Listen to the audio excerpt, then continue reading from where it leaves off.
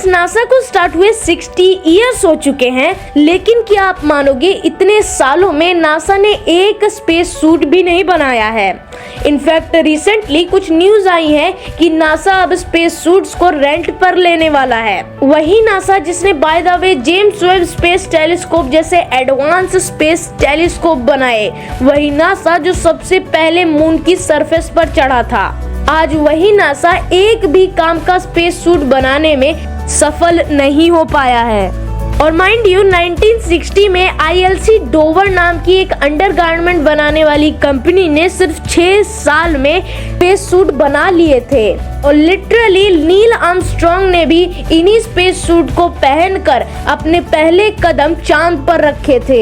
और आज के इतने मॉडर्न जमाने में भी नासा वही 1974 वाले स्पेस सूट्स को रफू यानी कि रिफर्बिश कर अपने एस्ट्रोनॉट्स को पहनाए जा रहा है। दरअसल बात ये है ना कि उस समय 1974 में स्पेस शटल प्रोग्राम के लिए ILC डोवर ने टोटल 18 स्पेस सूट्स को नासा को डिलीवर किया, जिनकी मैक्सिमम लाइफ स्पैन ओरिजिनली 15 साल की रखी गई। But then those guidelines are pretty clear. हुआ यूं कि उन स्पेस सूट्स को रिफर्बिश कर करके नासा अभी तक केवल चलाए जा रहा है, जिनमें में से इनफैक्ट केवल 4 अब फ्लाइट रेडी कंडीशन में बचे हुए हैं, बाकी सब तबाह हो चुके हैं। एक सूट जो था वो सिर्फ और सिर्फ सर्टिफिकेशन के लिए बनाया गया था, दूसरा जो था वो अनफॉर्चुनेटली ग्राउंड टेस्टिंग के दौरान तबाह हो गया। और ऐसे दो टोटल 4 स्पेस सूट्स 1986 के चैलेंजर डिजास्टर में खत्म हो गए और 2003 के कोलंबिया डिजास्टर में, और फाइनली एक सूट SpaceX के रॉकेट एक्सप्लोजन में तबाह हो गया, जो कि बाय द वे अभी रिसेंटली 2015 में ISS के लिए कार्गो लेकर उड़ा था। यानी अगर मोटा मोटा देखें तो करीब 18 में से 7 तो ऐसे ही तबाह हो गए, बचे सिर्फ 11। अब उनके साथ क्या हुआ? तो अभी के लिए सिर्फ इतना जान लो कि उनमें में से केवल 4 ही अभी फ्लाइट रेडी कंडीशन में बचे हुए हैं और 7 स्पेस सूट फिर से रफू किए जा रहे हैं आगे फ्लाइट रेडी बनाने के लिए। मतलब एक बार सोच कर देखो, हम मेडिकल इक्विपमेंट्स को भी रफू नहीं करते, हम उन्हें रिफर्बिश नहीं करते, हम नया परचेज कर लेते हैं। यहाँ पर स्पेस सूट्स की बात चल रही है। कितना डेंजरस हो सकता है ये? क्या नासा लिटरली अपने एस्ट्रोनॉट्स की जान के साथ खेल रहा है, जबकि उन्हें अच्छे से पता है कि स्पेस में एस्ट्रोनॉट्स की मौत उन चीजों से हो सकती है जो चीजें अर्थ पर रहने वाले लोगों को नॉर्मल लगती हों। मिसाल के तौर पर साल 2000 में नासा के एस्ट्रोनॉट कार्लो नोरिकिया जब एक्स्ट्रा व्हीकुलर एक्टिविटी EVA यानी सिंपली स्पेस वॉक कर वापस ISS में आ रहा था, तब हेलमेट में मौजूद पाइप से पानी पीते समय वही पानी उनकी विंड पाइप में चला गया और वो उसी सूट में जोर जोर से खांसने लगे। अब पृथ्वी पर हम जैसे लोगों के लिए ये आम बात है, लेकिन उनके लिए ये बिल्कुल नहीं थी। उनकी ये खांसी उनकी जान लेने वाली थी। दरअसल जब कार्लोस खांसे थे तो पानी की एक ड्रॉप, सिर्फ एक ड्रॉप हेलमेट के कांच से अंदर ही अंदर टकरा गई। फिर ग्लास पर फॉगिंग रोकने के लिए वो सोपी मटेरियल उसके साथ मिक्स हो गया और बस उसके बाद one event led to entire chain of event. उस सोपी मटेरियल को अपने अंदर डिसॉल्व करने के बाद वो सोपी मटेरियल कांच से बाउंस बैक होकर कार्लोस की एक आंख में चला गया और अब कार्लोस ना ही आंखें खोल पा रहे थे और ना ही ISS का दरवाजा ढूंढ पा रहे थे और ना ही हेलमेट की वजह से उनके पास अपनी आंखें रब करने के लिए कोई ऑप्शन था। और फाइनली कुछ टाइम बाद जब उनके को एस्ट्रोनॉट्स को ये पता चला कि कार्लोस के साथ कुछ हुआ था, तब जाकर उन्होंने उनकी मदद की। वरना अगर गलती से भी ISS से लगा वो हुक और उनका हाथ वहाँ से छूट जाता तो कार्लोस हमेशा के लिए अंतरिक्षी गहराइयों में खो जाते। बट ये कोई इकलौता इंसिडेंट नहीं है जो कि वंस एंड वाइल किसी के साथ हुआ हो। पिछले ही साल ऐसी सेम चीज नासा के साथ काम करने वाले एक कैनेडियन एस्ट्रोनॉट क्रिस हेडफील्ड के साथ हुई। इस बार उनके दोनों आंखों में साबुन चला गया था और वो लगभग आधे घंटे के लिए आंखों से अंधे हो गए थे। अब ये तो सिर्फ उनके space suit related related issues हैं। कई सारे astronauts loss of bone mass, space shuttle crash जैसे इश्यूज को अर्थ के एटमॉस्फेयर में एंटर करते समय फेस करते हैं। स्पेस में एस्ट्रोनॉट्स का समय खत्म हो जाने के बाद एस्ट्रोनॉट्स का सबसे बड़ा डर होता है अर्थ की सरफेस में एंटर करते समय ओवर हीटिंग की वजह से स्पेस शटल का ब्लास्ट हो जाना। और क्या आपको पता है स्पेस एक्सप्लोरेशन की जर्नी शुरू होने से लेकर आज तक 30 एस्ट्रोनॉट्स मारे जा चुके हैं ऐसे ही इंसिडेंट्स की वजह से। और क्या आपको पता है इन्हीं 30 एस्ट्रोनॉट्स में से नील आर्मस्ट्रांग का भी नाम हो सकता था। इनफैक्ट वो तो इतने लकी थे कि उनके अर्थ तक न पहुंचने के चांसेस 99.99% बिल किए गए थे। और हम बात कर रहे थे क्रिस हेडफील्ड के सोप इंसिडेंट के बारे में, जिसके अंदर वो आधे घंटे तक आंखों से अंधे हो गए थे। क्या हुआ यही सोच रहे हो ना कि स्पेस में इससे ज्यादा बुरा किसी के साथ क्या ही हो सकता है। वेल, आपको 2013 की घटना के बारे में बताता हूँ।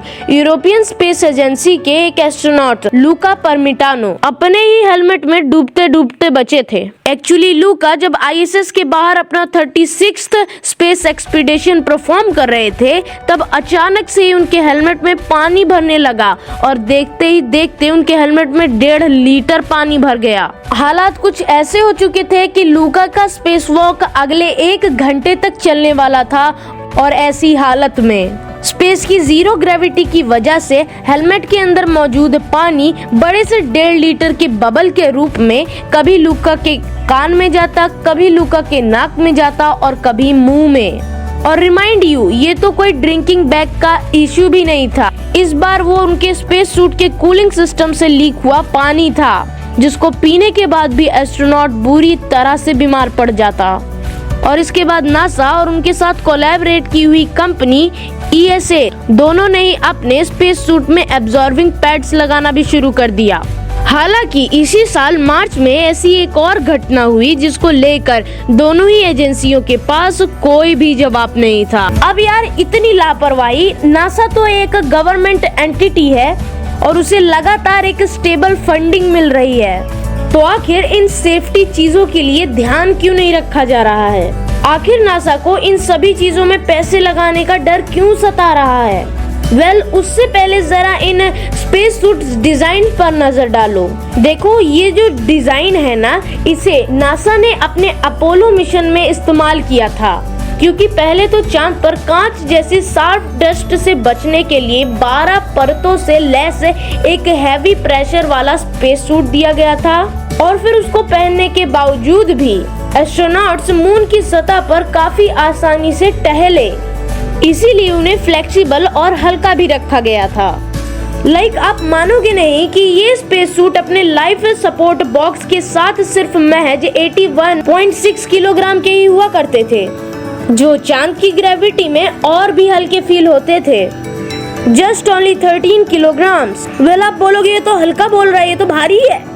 वेल, अगर आप इसे अपने कपड़ों से कंपेयर करोगे तो ऑफ कोर्स, लेकिन वहीं अगर आप इस स्पेस सूट को एक्स्ट्रा व्हीकुलर मोबिलिटी यूनिट नाम के इस स्पेस सूट से कंपेयर करोगे जो आईएसएस के एस्ट्रोनॉट्स स्पेस वॉक के समय पहनते हैं, तो आप नोटिस करोगे कि दोनों में लगभग 60 किलो का डिफरेंस है, जो कि आईएसएस से कनेक्शन टूटने के बाद एस्ट्रोनॉट्स अपनी जान बचा सके इसीलिए ऐड किया गया था।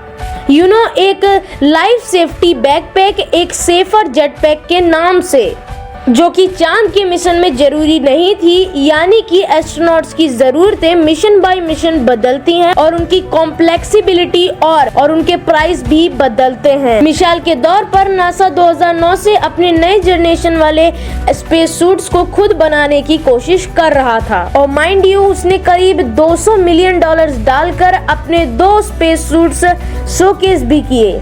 एक EMU का एडवांस वर्जन XEMU और दूसरा है Orion crew survival system shoot, जो कि टेक ऑफ और लैंडिंग के समय प्रेशर चेंजेस को झेलने के लिए डिजाइन किया गया था। और आर्टेमिस द मून मिशन की डेडलाइन करीब आ रही है और इन स्पेस सूट्स का कुछ अता पता नहीं है। कुछ कहते हैं कि रिस्क पर बटन से कंट्रोल होने वाले इनके हीटेड ग्लव्स अकेले ही इनके प्राइस को मिलियंस तक पहुंचा देते हैं, इसीलिए इन्हें बनाना एक्सट्रीमली महंगा पड़ रहा है और कुछ लोगों का कहना है कि इतने कॉम्प्लेक्स स्पेस सूट किसी human shape complex space suit से कम नहीं होते, जिसे पहनने में हमें एटलीस्ट 45 to 50 मिनट्स लग जाते हैं और इसे बनाने में 45 to 50,000 आवर्स। कहने का मतलब ये है कि घाई गड़बड़ी में अगर नासा से कुछ छूट गया तो नासा कुछ हासिल तो नहीं कर पाएगा, लेकिन गंवाएगा अपनी जन्मों की कमाई हुई credibility. Because as we know कि पृथ्वी की सरफेस से 2 माउंट एवरेस्ट की ऊंचाई पर एक आर्मस्ट्रांग लाइन आती है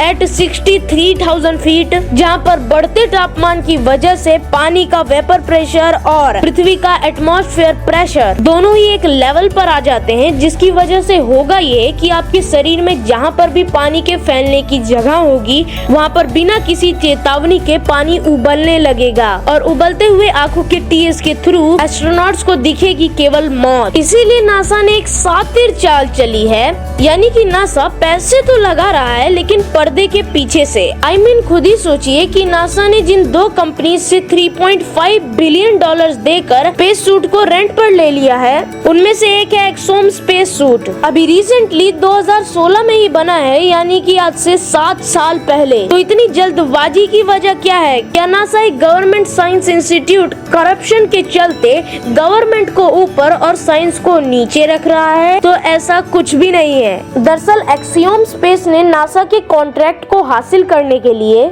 मिड 16s में जिमनी मिशन के लिए स्पेस सूट डिजाइन करने वाली कंपनी डेविड क्लार्क से टाई अप किया हुआ है, अलोंग स्पेस इंडस्ट्री से जुड़े 5 और बड़े नाम। और रही बात सेकंड कॉन्ट्रैक्टर कॉलिन्स एरोस्पेस की, तो इनकी हिस्ट्री ही अपोलो मिशन से जुड़ी हुई है। दरअसल कॉलिन्स एरोस्पेस की लिनिएज को प्लेबैक करने पर ये हमें हैमिल्टन स्टैंडर्ड्स तक लेकर जाती है और इसी हैमिल्टन स्टैंडर्ड ने उस समय नासा के कॉन्ट्रैक्ट के लिए ILC डोवर के साथ प्रेशर शूट में टाई अप किया था और आज वही ILC डोवर कॉलिन्स के साथ भी टाई अप में है। यानी कि अगर देखा जाए तो टेक्निकली नासा नए प्लेयर्स पर अंधा दांव नहीं खेल रही है, वो अपना दांव पुराने एक्सपीरियंस कॉन्ट्रैक्टर के साथ ही खेल रही है ताकि वो अपना ज्यादातर समय हबल और JWST जैसे प्रोजेक्ट्स पर खर्चा कर सके। तो गाइज, आपको आज का वीडियो कैसा लगा हमें नीचे कमेंट्स में जरूर बताइएगा। अगर आप किसी और टॉपिक पर वीडियो देखना चाहते हैं तो वो भी हमें आप कमेंट्स में बता सकते हैं और ऐसी वीडियोस और देखने के लिए सब्सक्राइब कर लीजिए अमेजिंग टेक्नोलॉजी फैक्ट को और अपने दोस्तों में शेयर करने के साथ साथ इस वीडियो को एक लाइक जरूर कीजिएगा।